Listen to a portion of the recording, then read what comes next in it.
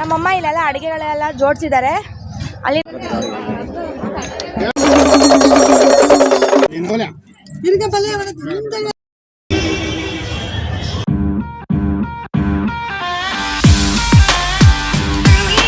Hello everyone, welcome back to my channel ಉಪಿನ್ family. So last ಪಾರ್ಟಲ್ಲಿ ಜಾತ್ರೆ exploring, ಒಂದ್ ಸ್ವಲ್ಪ ಮನೆ ಕೆಲಸ ಈ ತರ ಎಲ್ಲ ನೋಡಿದ್ರಲ್ವಾ. ಈ ಪಾರ್ಟಲ್ಲಿ ನಾವು ದೋಣಿ ತುಂಬಿಸೋದು ತುಂಬಾ ಹೇಳಿದ್ದೀನಲ್ವಾ. ಈ ಪಾರ್ಟಲ್ಲಿ ಅದಿರುತ್ತೆ ಅಂತ ಹೇಳ್ಬೋದು. So please do watch. ನಮ್ಮಮ್ಮ ಇಲ್ಲೆಲ್ಲ ಅಡಿಗೆಗಳೆಲ್ಲ ಜೋಡಿಸಿದ್ದಾರೆ. ಅಲ್ಲಿ ನಾವು ಪತ್ತೆ ತೊಳೆದಿಟ್ವಿ. ಇಲ್ಲಿ ಮಿಕ್ಕಿರೋದೆಲ್ಲ ಕ್ಲೀನಾಗಿ ಅರೇಂಜ್ ಆಗಿದೆ. ಸೊ ಇವಾಗ ಇನ್ನೊಂದು ಸ್ವಲ್ಪ ಕ್ಲೀನಿಂಗ್ ಮಾಡಿಬಿಟ್ಟು ಈಗ ಗೌರಪ್ಪಜ್ಜರ್ನ ಕರ್ಕೊಂಬರಕ್ಕೆ ಹೋಗೋದು.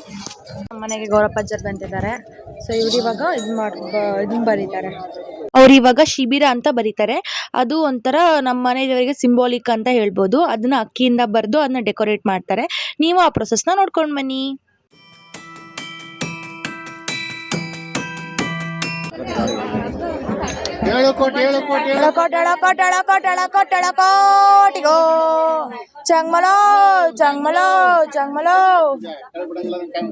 ನಾನು ಇಷ್ಟಿಂದ ದೋಣಿ ತುಂಬಿಸೋದು ಅಂತ ಇದ್ನಲ್ವಾ, ಅದೇ ಈ ಪ್ರೊಸೆಸ್ಸು. ಇಲ್ಲಿ ಏನಿಲ್ಲ, ಈ ಸ್ಕ್ವೇರ್ ಶೇಪ್ ಕಾಣಿಸ್ತಿದ್ಯಲ್ಲ, ಅವೆಲ್ಲ ದೋಣಿ ಅಂತ ಕರಿತೀವಿ. ಅಲ್ಲಿ ನಾವು ಮಧ್ಯಾಹ್ನ ಮಾಡಿದ್ವಲ್ಲ ಅಡುಗೆಗಳು, ಆ ಅಡುಗೆಗಳನ್ನೆಲ್ಲ ಅದರಲ್ಲಿ ಜೋಡಿಸ್ಬಿಟ್ಟು ಲೈಕ್ ಎಡೆ ಹಾಕ್ಬಿಟ್ಟು ಅದನ್ನ ಪೂಜೆ ಮಾಡ್ತಾರೆ ಅಂತ ಹೇಳ್ಬೋದು. ಇಲ್ಲಿ ನಮ್ಮ ಅಣ್ಣ ಅದನ್ನ ಎಲ್ಲ ದೋಣಿಗೂ ಹಾಕಿ ಇಲ್ಲಿ 5 ದೋಣಿ ಅಂತ ತುಂಬಿಸ್ತೀವಿ ನಾವು. ಸೊ ಇವಾಗ ಎಲ್ಲ ದೋಣಿನೂ ತುಂಬಿಸಾಗಿದೆ. ಇವಾಗ ಪೂಜೆ ಮಾಡೋಕ್ಕೆ ಶುರು ಮಾಡಬೇಕು. ಅದಕ್ಕೆ ನಮ್ಮಪ್ಪ ಫಸ್ಟ್ ಚಾಕ್ರಿ ಮಾಡಬೇಕು ಅಂತ ಅಂದರು. ಅದಕ್ಕೆ ಅವ್ರು ಚಾಕ್ರಿ ಮಾಡ್ತಾ ಇದ್ದಾರೆ. ಆ ಕಡೆ ನಮ್ಮ ತಂಗಿ ಕೂಡ ದೀವುಟ್ಕೆ ಹಚ್ಕೊಂಡು ನಿಂತ್ಕೊಂಡಿದ್ದಾಳೆ. ಇದು ನಾನು ಆವಾಗಲೇ ಹೇಳ್ದಂಗೆ ದೀವುಟ್ಕೆ ಹಚ್ಚೋದು ಅಂದರೆ ಒಂದು ದೇವ್ರಿಗೆ ಆರತಿ ಬೆಳಗ್ದಂಗೆ. ಆಮೇಲೆ ನಮ್ಮಪ್ಪ ದೇವರಿಗೆ ಸೇವೆ ಮಾಡೋ ಥರ ಅಂತ ಅಂದ್ಬಿಟ್ಟು ಮಾಡ್ತಾರೆ. ಇವಾಗ ನೀವು ಅವರು ಹೇಗೆ ಆ ಡಮರಗು ಸಂಡು ಆ ವೈಬ್ಸ್ ಹೇಗಿರುತ್ತೆ ಅಂತ ನೀವು ಕೂಡ ಕೇಳಿಸ್ಕೊಂಬನ್ನಿ ಅಂತ ನಾನು ಹೇಳತ್ತೀನಿ.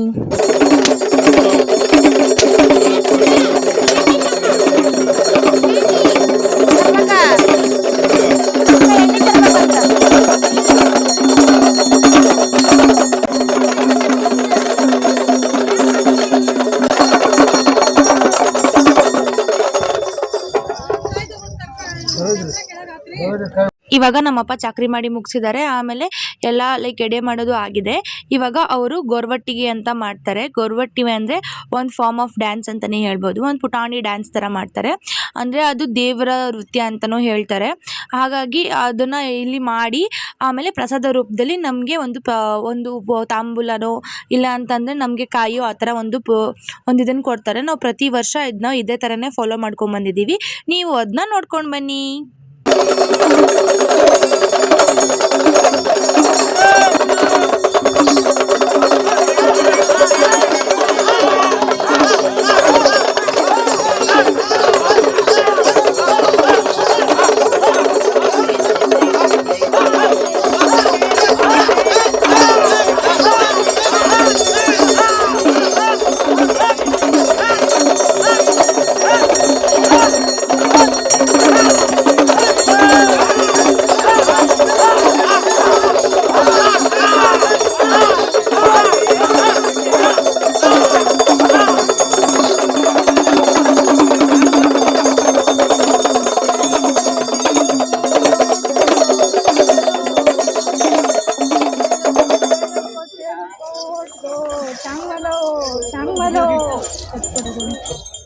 ನಿಮಗೆಲ್ಲ ಹೇಗೆ ಅನ್ನಿಸ್ತು ಗೊರವಟ್ಟಿಗೆ ಅಂತ ಅಂದ್ಬಿಟ್ಟು ಕಮೆಂಟ್ ಮಾಡಿ.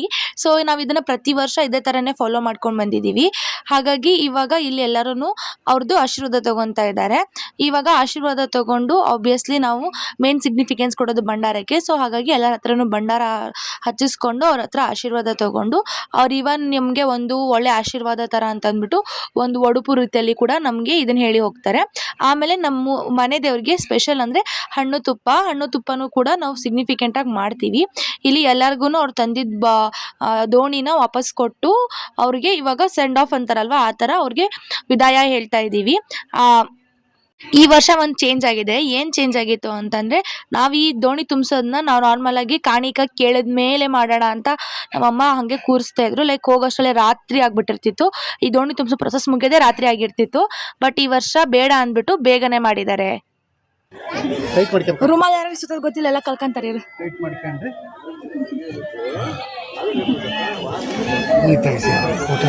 ಹಿಂಗ ಸುತ್ತ ಕೈಲೇ ಒಂದ ಕೈ ಹಿಂಗ್ ಮುಂದಕ್ಕೆ ಹಿಡಿದ್ರೆ ಹೆಂಗೆ ನೋಟ ನೋಟ್ ಬಗ್ಗೆ ಹಿಂಗ ಟೈಟ್ ಆಗಿ ಕಟ್ಕೊಂಡ್ರೆ ಮಣ್ಣಂಗೆ ರುಮಾಲ್ ಕಟ್ಕೊಳೋದು ಹೇಳ್ತಾ ಇದ್ರು. ಯಾಕಂದ್ರೆ ಅವಾಗ್ಲೇ ಅವನು ಎಡೆ ನೀಡುವಾಗ ರುಮಾಲ್ ಕಟ್ಕೊಂಡಿದ್ದು ಬಿದ್ದೋಗ್ತಾ ಇತ್ತಂತೆ. ಅದಕ್ಕೆ ನಮ್ಮ ಅಪ್ಪ ಇಲ್ಲಿ ಟೀಚಿಂಗ್ ಮಾಡ್ತಾ ಇದ್ದಾರೆ.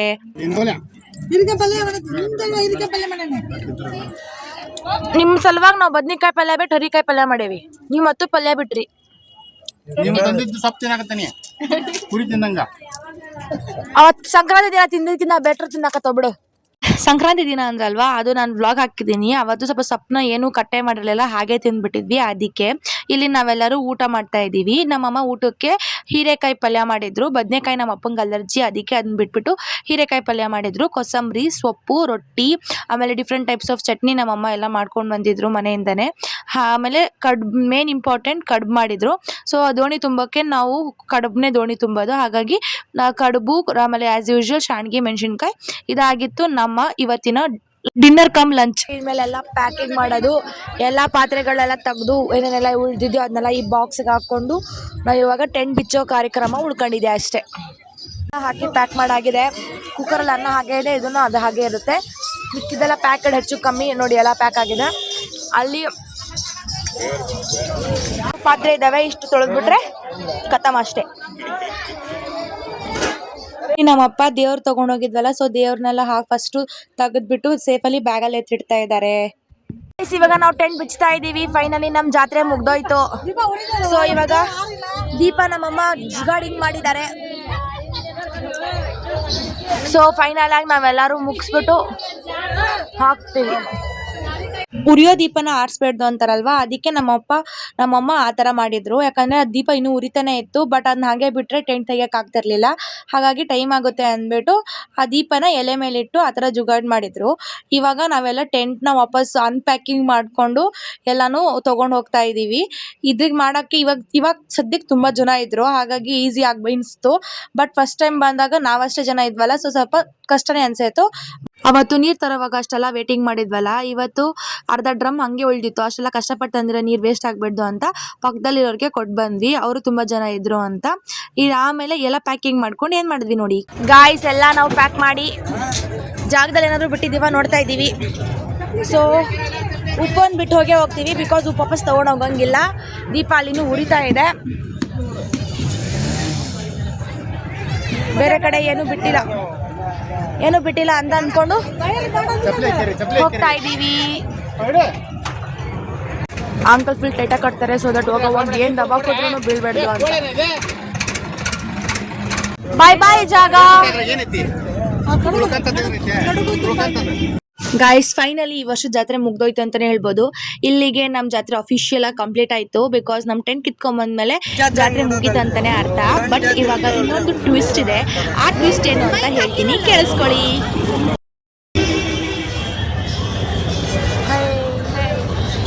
ಹಾಯ್ ಮಾಡಲೇ, ಬಾಯ್. ಏನು ಮಾಡ್ತೀಪ?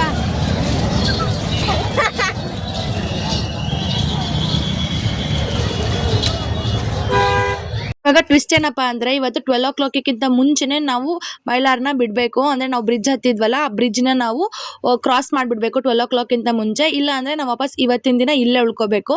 ಯಾಕಂದರೆ ಅವೆರಡು ಗುರುವಾರ ಮತ್ತು ಭಾನುವಾರ ಎರಡು ಮೈಲಾರಲಿಂಗಪ್ಪನ ವಾರ ಅಂತೆ. ಸೊ ಅವೆರಡು ಅವನ ವಾರ ಆಗಿದ್ದರಿಂದ ಅವತ್ತಿನ ದಿನ ಮೈಲಾರನ ಬಿಡೋಕ್ಕಾಗಲ್ಲ ಅಂತ ಹೇಳ್ತಾರೆ. ಅದಕ್ಕೆ ನಾವು ಅದನ್ನೇ ರೂಲ್ಸ್ನ ಫಾಲೋ ಮಾಡಿದ್ದೀವಿ ಪ್ರತಿ ವರ್ಷ. ಅಕಸ್ಮಾತಾಗಿ ಅದು ಗುರುವಾರ ಇಲ್ಲ ಭಾನುವಾರ ಬಂದರೆ ಅವಾಗ 12 o'clock ಆದಮೇಲೆ ಮೈಲಾರನ ಬಿಡ್ತೀವಿ ನಾವು. ಇವೆರಡು ಎತ್ತುಗಳು ತುಂಬ ಕ್ಯೂಟ್ ಆಗಿದಾವಲ್ಲ. ನಮ್ಮ ಹಿಂದೆ ಇದು ತುಂಬ ಹೊತ್ತಿಂದ ಬರ್ತಾನೆ ಇದ್ವು. ಅಂದರೆ ಲೈಕ್ ನಮ್ಮ ಹಿಂದೆನೇ ಇತ್ತು ಇವು, ಅಂದರೆ ಹೋಗೋಕ್ಕೆ ಜಾಗ ಸಿಕ್ಕಿಲ್ಲ ಅಂತ ಅಂದ್ಬಿಟ್ಟು. ಆದರೆ ನನಗೆ ಈ ಎತ್ತನಾಗ ನೋಡಿ ತುಂಬ ಕ್ಯೂಟ್ ಆಗಿದಾವಲ್ಲ ಅಂತ ಅನಿಸ್ತು. ಆದರೆ ಜಾತ್ರೆ ವೈಬ್ಸ್ ಮಾತ್ರ ಸಖತ್ತಾಗೇ ಇತ್ತು. ನಾವೇನು ಜಾಸ್ತಿ ಅಷ್ಟೊಂದು ತಿರುಗಿಲ್ಲ, ಬಟ್ ಆದ್ರೂ ಒಂದು ಸ್ವಲ್ಪ ತಿರ್ಗಿದ್ವಿ. ಇವಾಗ ನಮ್ಮ ಮನೆ ದೇವ್ರದ್ದು ಇನ್ನೊಂದು ಸರ್ತಿ ಮೇನ್ ಎಂಟ್ರೆನ್ಸ್ನ ನೋಡಿಕೊಂಡು ಬೇಡ್ಕೊಂಡು ಹೋಗ್ತಾ ಇದ್ದೀವಿ.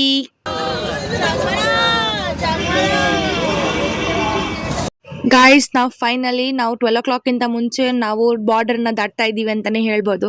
ನಾನು ಅಲ್ಲಿ ನದಿ ತೋರ್ಸೋಕ್ಕಂತ ಟ್ರೈ ಮಾಡಿದ್ರೆ ಈ ಥರ ಪೀಚ್ ಡಾರ್ಕ್ ಬಂದಿದೆ, ಅದೇ ಕಾಮಿಡಿ. ಆಮೇಲೆ ಈ ಗಾಡಿ ನೋಡಿ ಎಷ್ಟು ಕ್ಯೂಟ್ ಆಗಿದೆ ಅಲ್ವಾ. ಒಂಥರ ಡಿಫ್ರೆಂಟ್ ಆಗಿದೆ ಅಂತ ಅಂದ್ಬಿಟ್ಟು ವಿಡಿಯೋ ಮಾಡ್ಕೊಂಡೆ.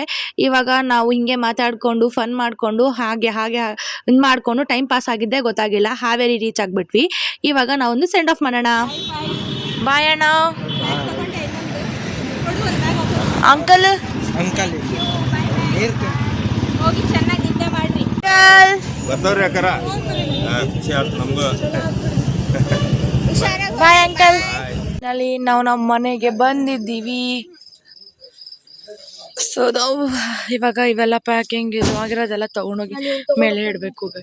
ಇಲ್ಲಿ ನಮ್ಮ ತಂಗಿ ಏನ್ ಮಾಡ್ತಿದ್ದಾಳೆ ಅಂದ್ರೆ, ನಮ್ಮ ಅಪ್ಪ ಬೀಗ ಬಿಸಾಕಕ್ ಹೋಗಿ ಅದನ್ನ ಪಕ್ಕದ ಮನೆ ಮೇಲೆ ಬಿಸಾಕ್ಬಿಟ್ಟಿದ್ರು. ಅದಕ್ಕೆ ಅದನ್ನ ಸರ್ಕಸ್ ಮಾಡ್ಕೊಂಡು ಹೋಗಿ ಎತ್ತಕೊಂಡು ಬಂದ್ಲು ಅದನ್ನ. ಇದು ಒಂಥರ ಇಷ್ಟೊಂದು ಸುಸ್ತಾಗಿತ್ತು, ಮತ್ತೆ ಇದೊಂದು ಎಕ್ಸ್ಟ್ರಾನ ಅಂತ ಅನ್ಕೊಂಡ್ವಿ. ಬಟ್ ಸ್ಟಿಲ್ ತಗೊಂಡು ಬಂದ್ಲು ನಮ್ಮ ತಂಗಿ ಹೋಗಿ. ನೋಡಿ ಎಲ್ಲವನ್ನು ತಂದು ಇವಾಗ ಅಲ್ಲಿಂದ ಈ ಕಟ್ಟೆಗೆ ಇಟ್ಕೊಂಡಿದೀವಿ. ಹೆಂಗ್ ತುಂಬಿಸ್ತಿ ಹೆಂಗ